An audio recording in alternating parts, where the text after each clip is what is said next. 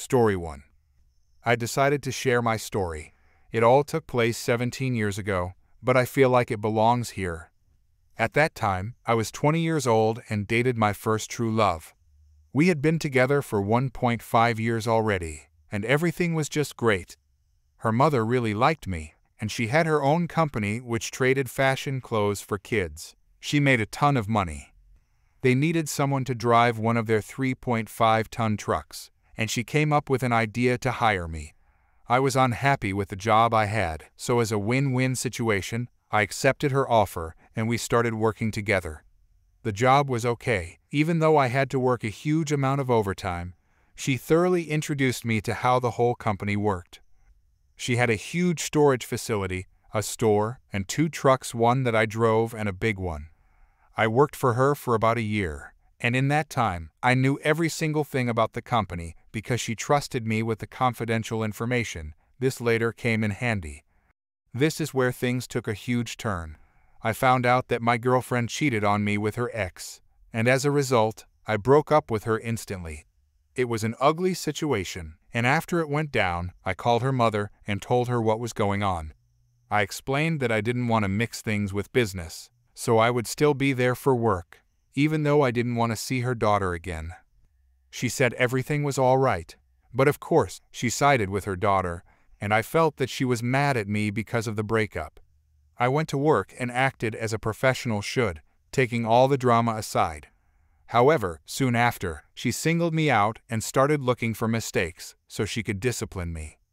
This went on for months, and I realized she was just waiting for an excuse to fire me, but I wasn't going to give that reason to her that easily. She was frustrated that she couldn't find big mistakes, and the small ones she often just made up were not enough to terminate me. So she came up with a plan.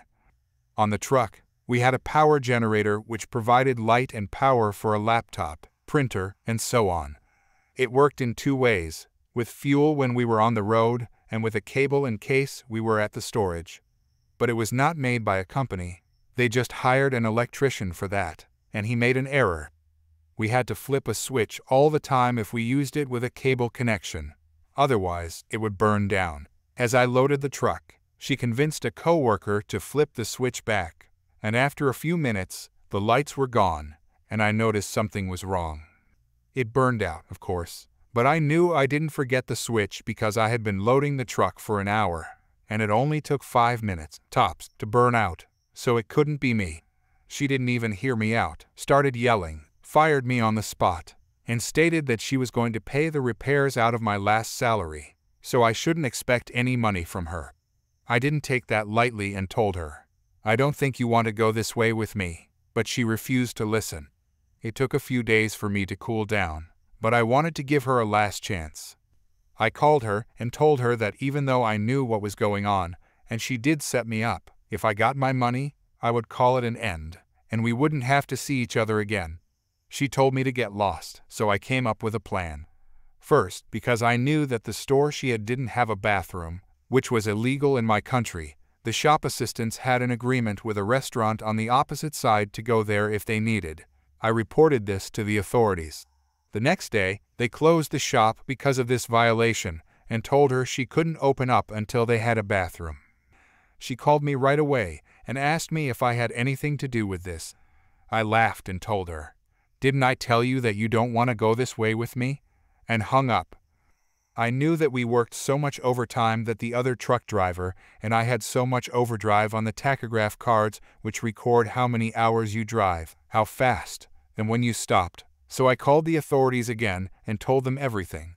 They went and checked all the records and gave the company a substantial fine.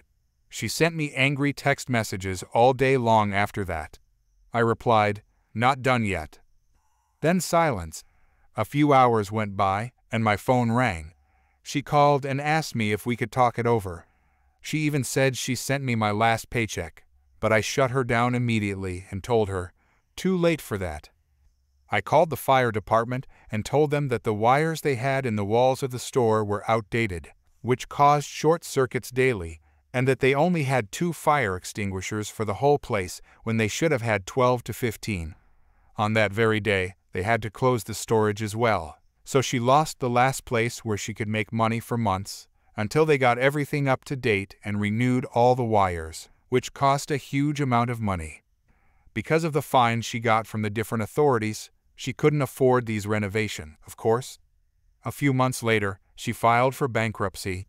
I know because my ex-girlfriend called me, saying, "I hope you're happy, you inconsiderate person. You made my family bankrupt." I never got my paycheck, but at that point, I didn't even care anymore. I was content with the outcome. I hope you enjoyed my story. Story 2. Last summer, I bought a house trailer and decided to rent it out. It needed some work, so I posted an offer of 2 months free rent for putting carpet down in the living room, hooking up the hot water heater, and installing a toilet. I got a nice couple with a newborn willing to do it. Great. No lease, month to month. No security deposit, and the rent was $450 a month. So they did the work, and I didn't ask for rent for 2 months. Everything was fine. Side note, there are a few little state laws that come into play. If you don't pay rent for 3 consecutive months, you are considered a squatter, which means the landlord doesn't have to fix the property and can actually padlock it and deny you entry. If you're on home confinement and get formally evicted, you could be in violation. Also, you can be formally evicted even if you have already moved out, so the landlord can get rent due. Also, even though there are eviction bans, if it happened before the ban, then it can still go through. Plus, a few other conditions still allow someone to be evicted. It's up to the judge, really. Fast forward 5 months and still no rent money. Yes, they had a newborn and they were young and didn't have a lot of money. But the husband could spend $1,500 on a new engine for his project car. They could afford to go out to eat and spend money on electronics, but no rent. So after that 3rd month, I did nothing. The weather was turning cold. I didn't put in the furnace like I promised, and if they hadn't had a newborn, I would have padlocked the house. They were bragging about their tax refund. I gave them a shot to catch up, and they basically said that they knew their rights and were in a rent strike illegally, I might add. You will see later. The health crisis happened, and the husband got laid off, so I gave them a break. When he went back to work, I asked for back rent again and was told to get lost. I finally had enough. I told them they had 14 days to get out, or I was doing a formal eviction, and seeing he was on home confinement, he knew what that meant. I honestly was trying to keep him from having to go back to jail and keep an eviction off of their record. I was trying to be nice and civil. So they left, and I cut my losses until I checked the property. Everything they put in, they removed. Everything they got free rent for was gone. I got upset and filed for a formal eviction. It didn't go as they hoped. They said I didn't provide heat, so they went on a rent strike. Only they didn't file that with the courts or hold the money aside. They just thought they could stop paying rent. What they put into the trailer was less than the rent. The judge agreed with me that seeing they took everything, I was due those 2 months' rent, and the biggest surprise was yet to come. He started criticizing my character, so I said, "Well, you didn't tell me you were going to be going on home confinement when you rented the property." Before then, the judge looked bored, but he perked up. He asked them if that was true. They responded that it was, and he was ready to make his ruling. I received 15 months back rent at $450 a month and $2,000 in damages because the way they removed the stuff, they damaged a lot of things. As for him, the judge said he had no choice but to turn the eviction over to his parole officer. Fast forward to this month. His home confinement was violated, and he was arrested. They actually had the nerve to ask me to speak on his behalf. I didn't. The ruling was his remaining 6 months are now being spent in jail. They have a bad eviction on their record, and they owe me money. Know the law before you play the game. Story 3. I'm a youth sports coach, and whatever stories you've heard about insane parents, it can be even worse than that. I'm in a league where parents are already planning out their kids' target colleges before they can walk. But most of the kids are completely average. because that's what average means and because other schools have the luxury of players who want to participate. I have kids who were pressured into the game by mom and dad, so they don't bring the same heart to the field. It makes it quite difficult to read them. For example, I only just got out of a dispute that's been ongoing for over 3 months. A sweet but clumsy sophomore who has fun with his teammates but is overall completely indifferent to the sport was out indefinitely with a serious rotator cuff injury. He'd had surgery, and he was still sitting in on practices at his parents' insistence, but by no means was he taking a step in the direction of the field. He never complained or protested like my die-hard kids who want to be here do, often to their own detriment. He was just as happy to sit and play video games. Great. The best player you can hope for is one who doesn't rush recovery. I was proud of and relieved by how he was handling things.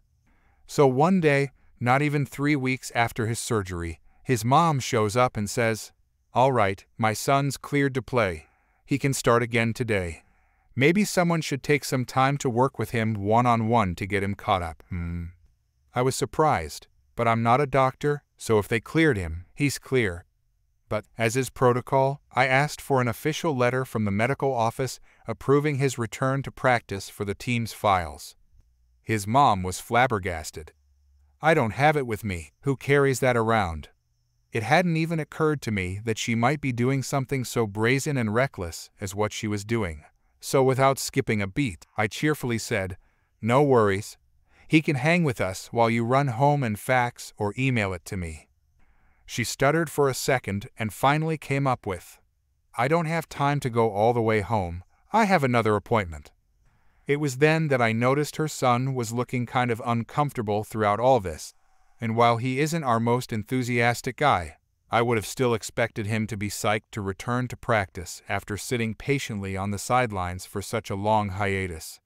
So, while I might have agreed to wait until the next day to see the letter in any other case, knowing the player would start back by easing in very slowly regardless, I knew this time I had to see written proof before so much as giving the kid a light stretch routine. I told Mom, "So, I'll just give his doctor's office a call, and they can send the letter to us. It's still early. We can catch them if we call right now." And stood there, expectantly, waiting for her to call. She gasped and stuttered some more before finally blurting out, "He isn't being treated by a Western big pharma doctor. He's on an essential oil regimen." I didn't know whether to laugh or start shouting. It was so ridiculous that she was even positing to treat an internal injury with essential oils, but even more infuriating that she would risk her son's health just to get him back in practice a few weeks early. I couldn't tell straight away if she genuinely thought the oils had healed his shoulder, which still visibly appeared to be causing him pain, or if she was just saying that to try and get out of producing the letter she didn't have because he was seeing a doctor who had not cleared him yet. I was stuck at that point and called another coach over to confer privately. After giving her a rundown of the situation, she suggested a foolproof plan. I returned to the boy's mother and said, "So I just talked with some other members of the staff, and I have great news. The team physician can do a routine post-op exam right now and write a letter." Thankfully, she didn't call my bluff because, while we do have a team physician, you have to make appointments with him a week or more in advance. So his mother says she isn't comfortable with him seeing a strange doctor. I reiterate that this is our team physician, who has assisted her son whenever he's been injured on the field, not a stranger to him. She pivoted back to not trusting Western medicine and wanting to maintain the essential oil plan. She started going off about how all these scans are going to give him radiation poisoning, etc. So I told her I couldn't help her and sent her on her way. Her son was mouthing, "Sorry, coach," to me as she gave her speech, and I knew then that I had done the right thing. You could see in his eyes that he had nothing to do with this scheme to rush back on the field. She stormed off, absolutely irate, cursing me, and even some players from her own son's team who passed her on the way out, and continued making a scene in the front until someone from marching band practice asked her to leave because they literally could not hear all of the instruments with the way she was carrying on. Not even 24 hours later, the principal and head of athletics each received letters from a law firm accusing us of discriminating against her son and preventing him from playing because of the family's belief in alternative medicine. To be abundantly clear, a shoulder injury is very serious, especially at her son's age. If he didn't take the proper steps for recovery, he could be stuck with a lifetime of pain and not just never play sports again, but never lift anything or hold basic positions without mind-bending pain. Not to mention the potentially permanent mobility problems if he were to re-injure himself by playing contact sports while hurt. So, in short, this was a matter of way more than jostling for authority with a parent or personal views about healthcare. It was an issue of my players' physical safety, and it was a hill I was more than willing to die on. I was prepared to pay out of my own pocket for a lawyer and say all of that in court if need be. I was in no position to do so financially, but I didn't care. Like I said, I would die on this hill. The principal showed the letter to his lawyer's wife, who suggested we just ignore it and see if the kid's mom would just tire of investing time and money into the situation. I know what you're thinking, and you're exactly right. She was not going down that easy. She was back with the lawyer in person at a practice the following week. He tried to tell me something about how, as a team at a public school, I could not prevent her son from participating because of the family's personal beliefs, and every child had a right to participate in public school activities. Well, I couldn't be further from a lawyer, but that was still easy even for me. Guy, this is a tryout team. No one is guaranteed participation, and I can cut players for any reason I see fit. That stymied him, and I think he told the boy's mother that she was out of options. But I guess she kept sending him checks because he kept writing us letters. Out of an abundance of caution, since you never know how far a determined person is willing to take a thing like this or how much money she has to pursue the issue, I had a consultation with an attorney of my own. I gave her all of the documents to review, and once she was finished laughing uncontrollably, she told me not to think twice about this and to only come back if I was served with actual papers to appear in court. 6 weeks later, I was back in her office. The boy's mother was bringing the school into a civil suit, and I had been called to testify. I met with the lawyer, and I'm lucky she was so honest. She told me the district would probably have a counsel for me and to wait before cutting her any checks. She was right. So I was in a big hurried meeting preparing for this case. All of the team boosters were there, as were top administrators I'd only ever heard the name of but never seen in person, and even more people who I've already forgotten because these meetings were such a stressful blur. It was getting very serious very quickly. More than once, I was pulled aside by someone with more important places to be and asked if I couldn't just clear the kid to play. By the time things began to wrap up, I was making good and frequent use of that Randy Jackson meme. Yeah, that's going to be a no from me. We were about a week and a half out from the first official court date and in serious discussions with the school's council about actually just buying these people off of the team and settling out of court if they agreed to walk away from the sport and drop the issue. No one wanted to hear me explain all the reasons why that would never work. I was just leaving a smaller one of these strategy meetings when I saw the kid loitering outside of my office. I knew I wasn't supposed to speak to any of them, but the kid had been really cool throughout the whole ordeal, and he definitely wished he wasn't associated with any of his mom's wild antics. So I cautiously approached, and before I could even say anything, the kid dragged his dad out from around a corner.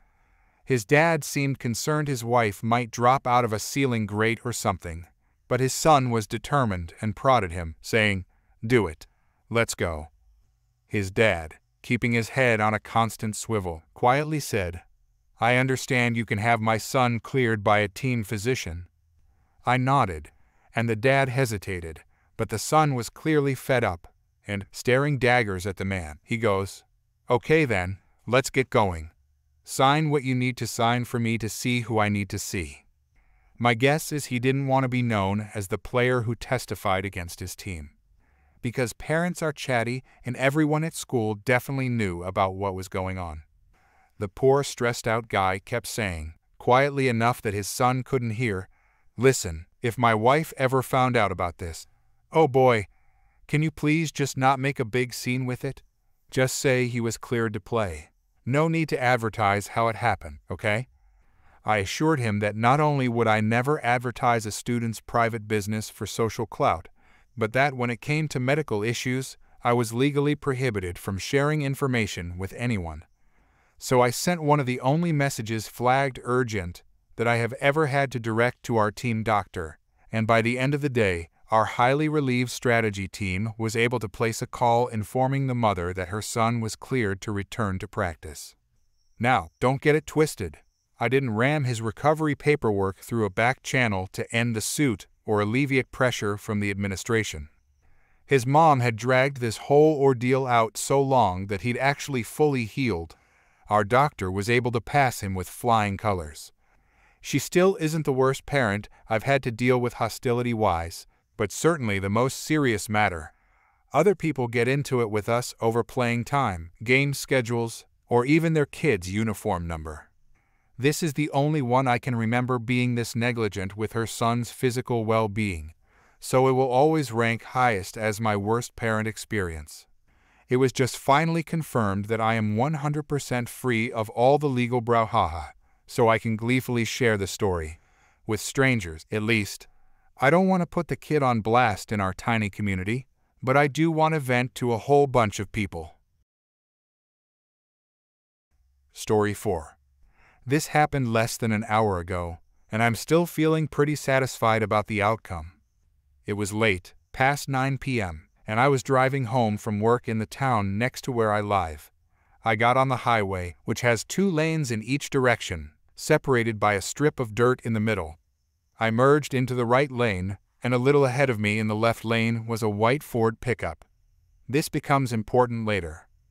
All of a sudden, the pickup started merging into my lane after a car behind it flashed its lights, trying to get them to move out of the fast lane. The driver didn't use a blinker, didn't check their mirrors, just moved over as if nothing was in the way.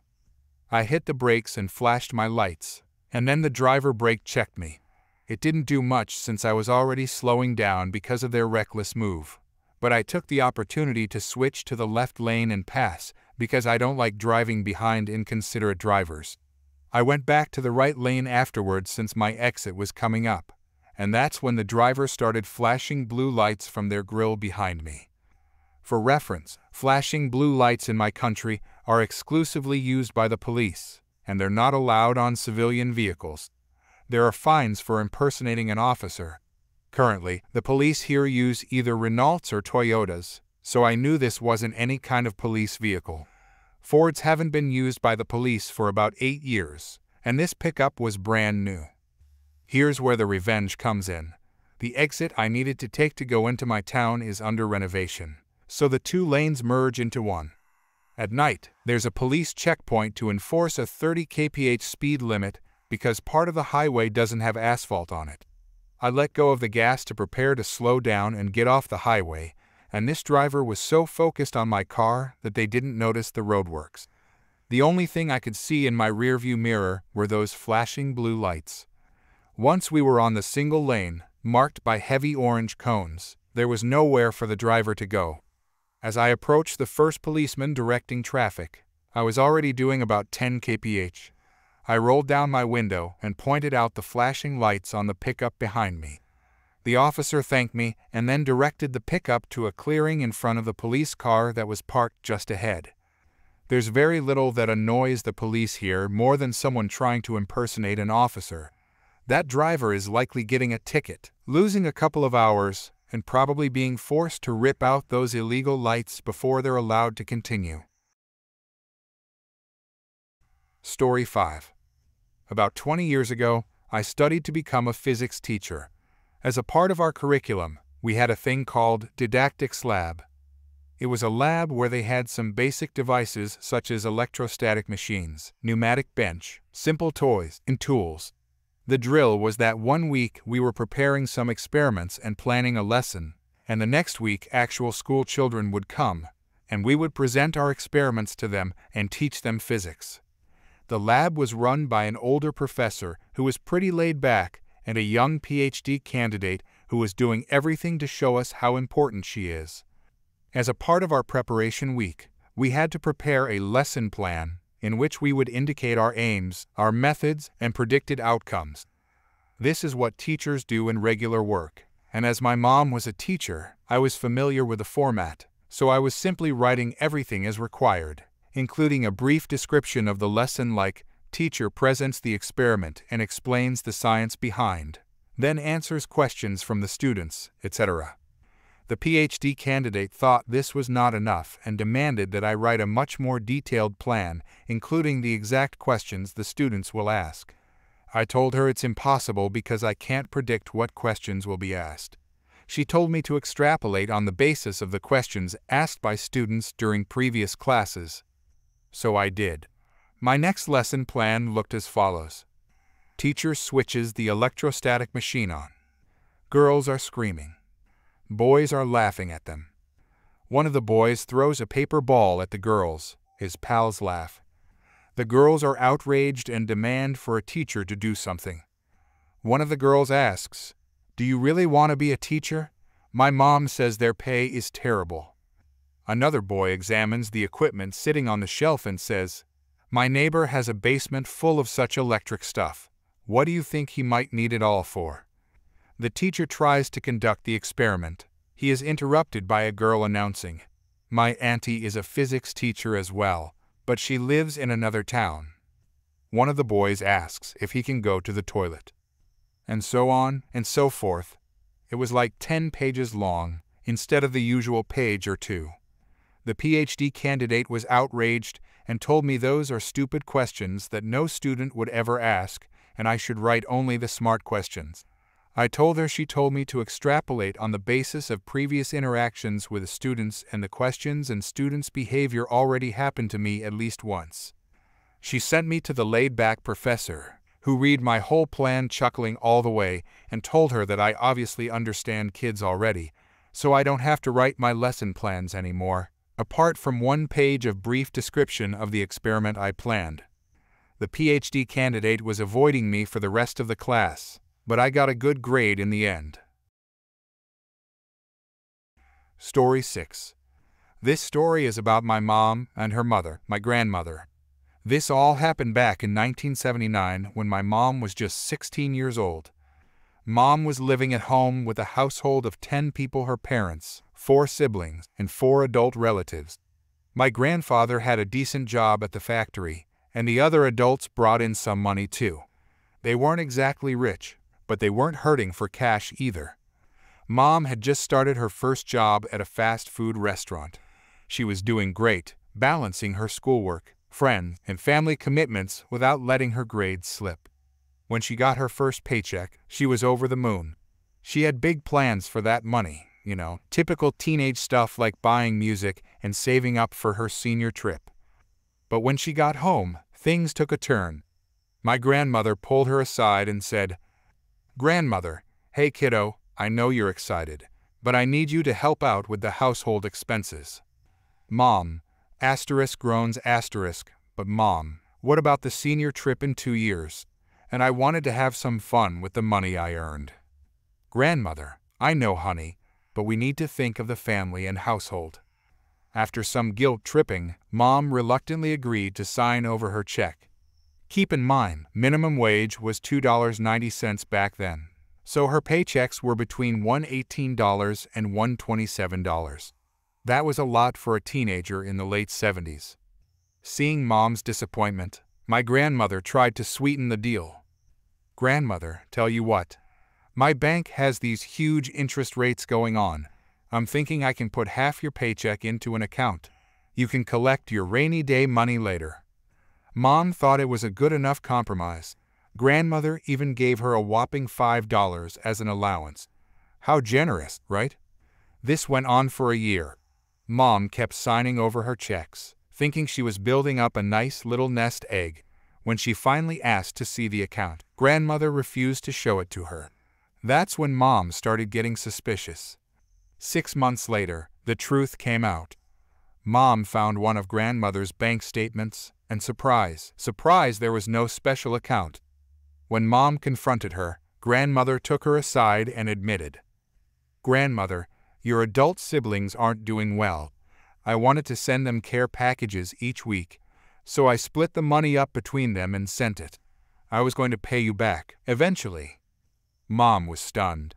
She was almost 18 by this point, and her plans for the future were going up in smoke. "Mom, but what if I wanted to leave or go to college or—" "Grandmother, I figured you'd stay at your job for the time being. Since you weren't actively looking for colleges or trying to do anything other than have fun, I figured you'd stick it out here at the house." Mom didn't take that well, and things escalated quickly. "Grandmother, if you're gonna get sassy with me, young lady, you can just move out anytime." And that's exactly what Mom did. She packed her things in secret and moved out to crash on a friend's couch. Eventually, they offered her a full room. For the first time, Mom got to keep her whole paycheck, but she had to learn to budget and pay bills. She worked overtime and even got 2 promotions. Fast forward 2 years, Mom's dating my dad now, and she gets a weird call from the cops. Apparently, a woman had been going from bank to bank with Mom's information, asking if her daughter had an account there. "Cop, this woman has your social security number, your birth certificate, and most of your information. She says she's your mother. Could you come down to the police station to identify her?" Mom went down to the station and found Grandmother in a jail cell. The cops explained that she'd been demanding information about Mom's accounts and became hysterical when they wouldn't give it to her. Mom asked Grandmother, "You could have just popped by my job, you know?" Grandmother, "Look, well, I was looking for you, and after you ran away She couldn't even finish a sentence. She was so embarrassed. "Mom, why did you need to know if I had an account at whatever bank I was with? Your name wasn't on the account, so I don't understand." Grandmother didn't answer. In the end, Mom didn't press charges. She just asked the cops to make Grandmother return all her documents. After that, Mom went no contact for 5 years. Eventually, Grandmother tracked Mom down. It was a small town, after all. By then, Mom had married my dad and had 2 kids. It took a long time, but they slowly rebuilt their relationship. Mom even became close to Grandmother again before she passed away in the 2000s. Looking back on it all, I can't help but wonder, was Grandmother entitled or just misguided? Either way, it's a family story I'll never forget. Story 7.